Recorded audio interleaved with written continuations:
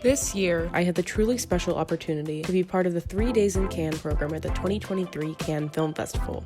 What once was an inaccessible, star-studded event became available to me for 3 whole days. I was permitted access to all screenings, so long as I could manage to reserve a ticket. This program is great.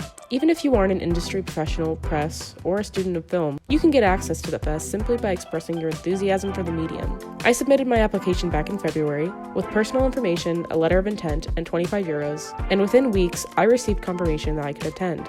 Beyond the application payment, and whatever you have to pay for lodging and food, which you do have to consider well in advance, the program is totally free. You can click a button and go see films at the fest without ever pulling out your credit card. Allow me to take you through my 3-day experience to show what it's like.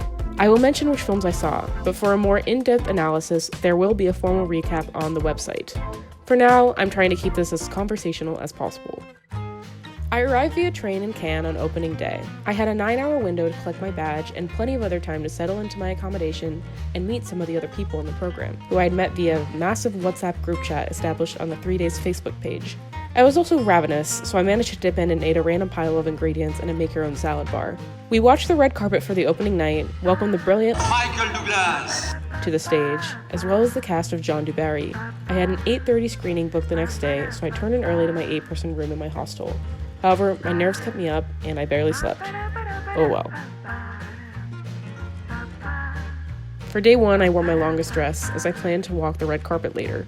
My first film scheduled was The Goldman Case, a French courtroom drama in the director's fortnight. All told, this wasn't my favorite film, but the performances are good. I think any courtroom drama at 8:30 a.m. will make you feel a little sleepy. Despite my reservations, I did reserve tickets for Jean du Barry. 95% of my intent was to ensure that I walked the red carpet at least once. The other 5% wanted to see the costumes. This movie is kind of backwards, and Depp is quite bad in it. I don't have much else to say about it. Moving on. The weather had been beautiful up until then, but that afternoon it started to rain. It would rain for most of the time I was there. We had reserved a ticket for a masterclass with Souleymane Cissé, a director from Mali who was receiving the Caros d'Or. He presented his 1975 movie, The Young Girl. More than anything, I was interested in seeing a film from Mali. I want to grow my knowledge of African film, and a lot of them are really hard to track down. I would have stayed longer for the post-film Q&A, but it was entirely in French, and I was way too tired to translate. We treated ourselves to some boba tea and pain au chocolat, the latter of which would become a staple of my Cannes diet, and then we went to go stand in line. It was the opening night of Monster, the new Corrida movie, and we were fully expecting not to get in. However, by some stroke of luck, they let in almost the entire last-minute line. We only waited 40 minutes and we got into the world premiere. Although we weren't allowed to take red carpet photos, I was quite pleased. I was also definitely underdressed, but the usher let it slide, luckily, and we managed to get into the back row of the balcony in the Grand Palais. In general, the strictness of the dress policy varies, but when in doubt, wear black. The film was great. It has a lot of twists and turns, and almost everyone agreed it was the best release so far. And knowing that Corrida was in the same room as us was an amazing feeling. It was my first ever world premiere. I walked home in the rain and turned in early again. My feet hurt from my stupid cheap shoes. After 4 movies, however, I slept great. Day 2 had a lot of last-minute changes. I dressed a bit more casually, not anticipating to go into any premieres.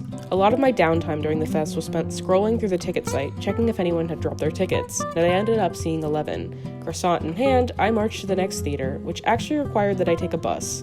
Most of the fancier screenings are right in the center near the Palais des Festivals, but they also have screenings in the local Cineum and smaller art house theaters. I saw Alma Gloria, part of Semaine de la Critique. It's very cute, and the acting from the little girl at the center of it is phenomenal. After that, I got to walk the red carpet again for a second day screening, even in my casual outfit. Catherine Corsini's Le Retour didn't leave me feeling any type of special way, but I'm glad I got to see it. I was pumped to pick up tickets for Tiger Stripes and La Semaine de Critique, as it had one of the most interesting synopses on the website. I had a quick lunch and sat front row. Unfortunately, it didn't totally live up to its promise. I imagined that it could be recut as a short, but it was still cool to see young Malaysian girls dealing with puberty head on. Perhaps someone will enter with lower expectations and find it great. We had tickets to see Los Delinquentes, but I ended up bailing after reading so-so feedback. We took a break, ate a croque monsieur, and reflected on the movies that we saw. We then picked up tickets for an Ozu restorations to end up the night. People kept running right in front of the screen to leave as they became bored, which became an intermittent distraction. I stuck it out because Wim Wenders was in the audience, and I had no intention of approaching him, but it was really funny to watch him take a phone call to avoid the swarm of fans after the movie. Then we had a nice little Cannes core memory experience sitting on the dock and discussing life. It's easy and it's free. Even if you don't have tickets to the fest, you can just wander around. I thought that was a great concept, until the third day. I was really tired on the last day and my hair looked terrible, but when in doubt, I wore black. It was that day that I noticed just how many people were swarming the streets. It's pretty hard to get around without accreditation. The city has a million security forces and fences surrounding the Palais. A lot of non-festival attendees camp out by the red carpet for a glimpse of their favorite celebrity. I thought it was cool that there were some famous people in my midst, but I found it really stressful and awkward that all these people were just waiting for a photo. But I will say that it is possible to avoid it. I picked up tickets for an 11 a.m. screening, and with my time saved by not having to wait in the last minute line, I got to have a nice breakfast. I was grateful that I did so, because that was the best omelet I have ever had in my entire life. Light, fluffy, eating a cloud. The next movie, Hounds, I quite enjoyed, even with its plot contrivances. The acting is strong, and it's got an odd sense of humor about it that I think will really separate director Kamal Azrak from the pack. It was truly a miracle that I managed to pick up premiere tickets for the new Nuri Bilge Ceylan film about dry grasses. This was one of my most anticipated of the fest, and I figured everyone else would want to see it too. I think I overestimated the amount of people who would want to see a 3.5-hour movie when Killers of the Flower Moon was coming out the next day. It's such a relief to watch confident filmmaking. You just watch and take it all in. It's the best movie I saw, and being at the world premiere is going to be a flex for years to come. No matter that I walked the red carpet in Croc brand sandals. I stopped for a quick drink, but didn't have time for dinner, so yep, that was dinner. We saw a documentary from the director Kleber Mendonça Filho, which was all about his connection to movies as a result of growing up in the Brazilian town of Recife. I thought it was a fitting movie to end the fest with, and for the most part, I agreed with my decision in retrospect. And then that was the end. 3 days, 11 movies, countless new friends. Okay, maybe like 4. Obviously, the excitement of attending world premiere speaks for itself, but I'm also impressed by the sheer scale of the festival. So many people are involved in the process. It's amazing to see up close.